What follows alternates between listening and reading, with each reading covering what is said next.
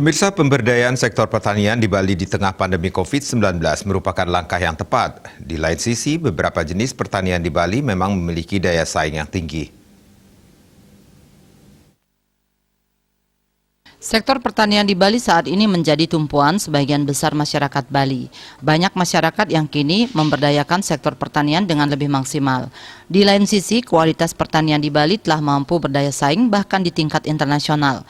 Seperti halnya saat ini banyak masyarakat Bali yang telah melakukan ekspor manggis.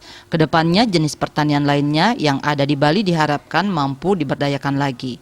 Hal tersebut diungkapkan oleh akademisi Imade Dawijana.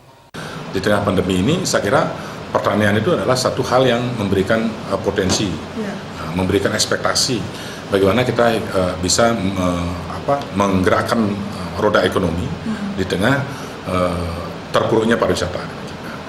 Itu salah satu itu hasil kajian kita melihat apa sih yang harus dilakukan di tengah musim pandemi. Kita kan tidak bisa berdiam diri.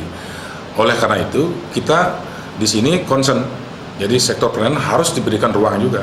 Kita memberikan pertanian itu jangan pertanian sembarangan. Kita pilih pertanian yang memiliki komoditas ekspor.